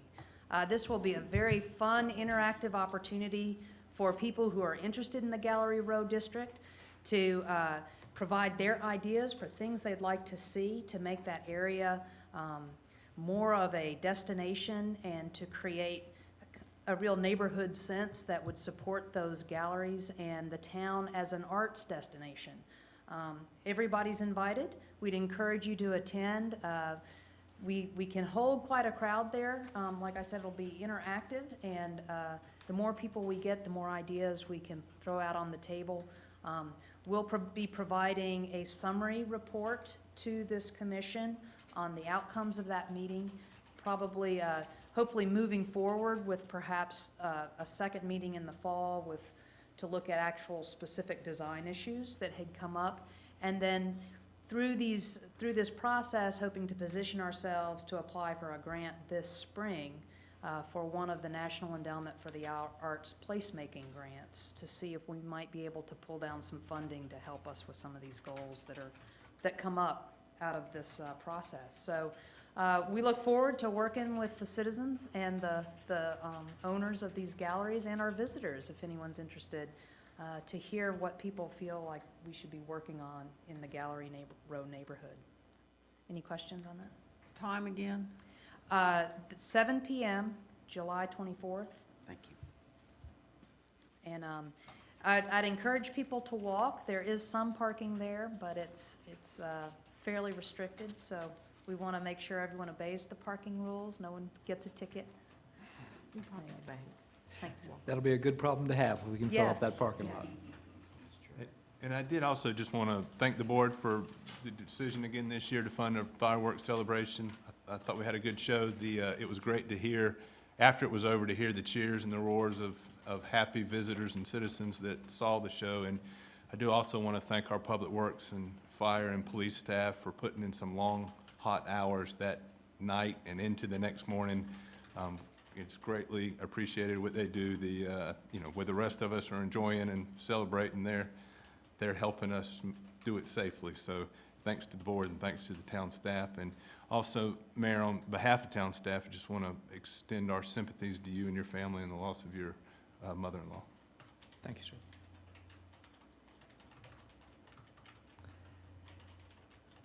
Next item is the Board of Commissioners agenda.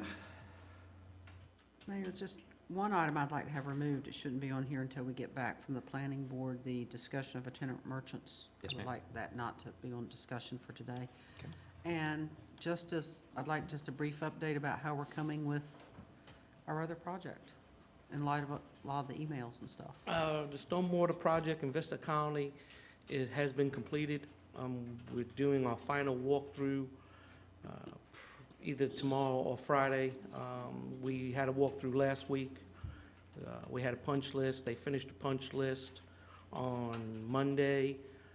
So we're scheduled to have our final walkthrough either tomorrow or Friday. And that project is completed.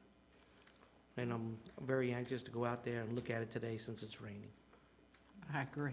Today's a good day. One thing I want to add to that is we've had a problem getting Charter Communications to bury some cable lines, not just in Vista Colony, but also in Nags Head Acres and in, I think now Northridge and along Villa Dunes Drive. They've been doing some improvements, but it's left some exposed cable. Obviously, a lot of these cables in Vista Colony were dug up when the swells were put in. And I just, for the board and also for the people that live in those areas, we're going to continue and have today, we'll continue to push to have those lines reburied. So we're not gonna let that. We're gonna bug them till they do it. Cliff, you mean those cables that we saw when I was out there in Vista Colony are still There are some that are still not? exposed. Okay, so what recourse do we have? Do we have a citation letter that we can send out with? We don't have anything that requires them to do that. I mean, I think a lot of people have seen their cable lines just laying on top of the ground throughout a lot of our neighborhoods. I don't know that if we have anything that can make them do it. If we don't, and we can, I'd like to come back to the board with a recommendation that requires all utilities, phone, cable, whatever it is, to be buried. I would like to see that. I don't know how many of the board has driven through, and I'm sure you probably all have driven through and seen these exposed cables. If they were next to me in my yard, I would be most unhappy. And I am sure, just like the one lady that we've talked to, Right. she's very unhappy. It's almost inexcusable in this day and time. I hope they don't come back and say they don't have enough employees with the number of people that are out of work. Or ask for a rate increase. Well, that's going to happen whether they bury them or not. Anyway, this is intolerable, in my opinion, for that to happen. A lot of those were buried, and so especially those that were buried prior to the project need to be buried after the project. I'd like to compliment y'all, though, on not breaking all the lines. The water project in Roanoke Island is doing nothing more than breaking cable lines, and it's taken 2 weeks for people to get their cable back. So I'd like to compliment y'all on, if they were dug up, not breaking them and causing even more outrage. I think y'all took a great deal of care, and my compliments on that. We're Nags Head, Renee. We do things different, thanks to Ralph. Well, you are correct. I had my cable cut 3 times, and every time it took 3 days to get it restored. Well, I know of some that's taken 2 weeks, so it's, but That's you one talk of the about buried line, mine's not been buried since April, so, but my compliments. Thank you. Couple other things? I would also like to thank Public Works staff, police staff, fire staff for the work, the fireworks. They were wonderful, and you know me, I'm one that loves fireworks, and they were absolutely marvelous. But even more than that, I'd like to thank the police department for such a quick response to a gentleman driving on the beach on the 4th of July, which I've never seen in my time here. But, We had a permit. he did, to drive with the Park Service. But I'd like to thank the chief and his staff and the manager for responding so quickly. That could have been a bad situation because there was a lot of people on the beach, a lot of children, and parents were very concerned about their children being on the beach with somebody driving, and good job. As well as with the fireworks, I'd like to suggest again a coordination attempt with the town of Manio that we had 2 shows competing kind of with each other, and I know we had a great show. We really did. But it'd be nice if we could coordinate either one going before the other, one going after the other, or, again, a joint venture in the sound of a really big show. Isn't the Manio the holdup? Aren't they the ones that always refuse? Is what? Yes, but their board members have changed. They've got new board members, we've got new board members, and it'd be nice to see if we can once again I mean, ask I the know, mayor but ask the mayor if he would coordinate. Pushed that forever, and it never seemed to want to play, so. Well, I know that at least 2 members that were opposed on the Manio board are no longer on the board. So it'd be nice to do that. And at least we could get the timing. You could So get the we're doing all timing at the same moved, one time. go a little Yeah. earlier and one. It'd be nice to have one before, one after, and, if y'all could work on that, it'd be great. Speaking of which, projects, as I was riding by, if y'all could check our nice new sidewalk there in front of the Y that goes down. In light of some of the heavy rains we've had, it's eroding, and the bottom of the sidewalk has appeared, and the next thing that will appear would be cracks, and the sidewalk will start eroding away, and I'd like for us to be proactive to stopping that before it occurs. We've just gotten it open. I'd hate to see it start falling away. That's right there across from the Dowdy track is where it's eroding away. And lastly, I'd spoken to the mayor yesterday, and Mr. Demers, it's ironic. I'd like to see us adjust our rules of procedure, that any money that we spend be an agenda item, not a budget adjustment, but money that we're going to spend be on the agenda so everybody catches it and it's not in a consent agenda. And like I say, that's not a budget adjustment that I'm talking about. It's talking about anybody that wants to come in and request money, that we just don't react to it, that it be on the agenda.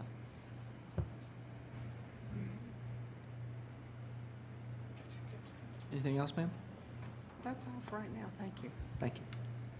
I just have one, and while I enjoyed the fireworks and managed to stay up this year, I can't imagine that, but I did. I want to thank the Tourism Board. The Tourism Board gave us the grant, and we are most appreciative and thank them. There were actually 3. I understand the Avon fireworks were awesome. And so Manio, Avon, and Nags Head actually took all the money this year. Again, I think we thanked them last time, but Andy and Lovey, they, without the Nags Head Pier guys, have you thought about it? We wouldn't be having fireworks in Nags Head. So they deserve the biggest thanks. That's all I have. They did. And they're open for breakfast, lunch, and dinner. And you can also fish on their pier. And it doesn't cost, I think, but $1.50 to walk out there either. And that brings up something I need to talk about, Mayor. That was a good segue. I've been notified, and I don't know this to be fact, but from 11 o'clock at night, or 12 o'clock at night till 6 o'clock in the morning, Jeanette's Pier, people can fish for free. Whereas in the rest of the piers, you have to pay. I have been notified of that as well, Commissioner, so you're not. Well, thank you all for letting me know of an issue, because I'll bring it up on the 27th. Just found out about it this morning. And it's from 11 p.m. to 6 a.m.? Evidently, they must close, staff closes they must close down so people just walk out on the pier and fish. I don't know. Actually, my understanding is the bathhouse is locked. The staff is let go except for one security guard. The building is actually left open for people to use the restrooms, so I'm not sure how their merchandise is protected, but there's one person to patrol their entire property, but there's no one being charged to go out on the pier, and the pier at 11 o'clock at night is packed. Yeah. And there's no, you can fish, you can do whatever. To me, it's a bad situation waiting to happen if there's nobody out there working except for the one guard, and that's hard for one person to patrol that whole property, including. Well, again, it's taking business away from existing pier. That's right. That's true. I do know, they do have a gate that you ask about protecting the items. Okay. That is put down when the last one, and I'm not sure what the time is, but I would also hope that all of us who oppose the freebies or approve of them will go to the public hearing that will be held, and I was going to make this announcement next month, but since we're on the subject of Jeanette's Pier, the public hearing that will be held at Jeanette's Pier at 7 p.m. in response to Chairman Bob Mueller's request of Secretary Freeman's office. And the date is? August 16th. Thank you, Cliff. On the Good. I would encourage everyone to come and say whatever you want to say. And I know you and Bob Mueller are both working very hard on that committee to try and get some of these things rectified, and we appreciate it. Bob Mueller is spending a lot of time on this issue. It's an unfair issue. Like I said, we all like things for free, but not when it could put other private enterprise out of business that's been in town for a long, long time. Mayor Pro Tem, anything else on your agenda? That was it. Commissioner Walters? Thank you, ma'am. And I've got one just brief point of information. Don Bryan and his wife Kay have moved to Spring Arbor, and I think they're enjoying it, and it's a bit of a relief for Don. He's provided an awful lot of care for his wife, and I wish them great happiness there. Any other business to come before us? Been a long-time resident, Nags Head. The our usual mid-month meeting would actually be next week. Do we anticipate? Good. Nice job, y'all. I have not heard a call for a closed session. I'll entertain a motion to adjourn. So moved. All those in favor signify by saying aye. Aye. All those opposed, like sign. We're adjourned.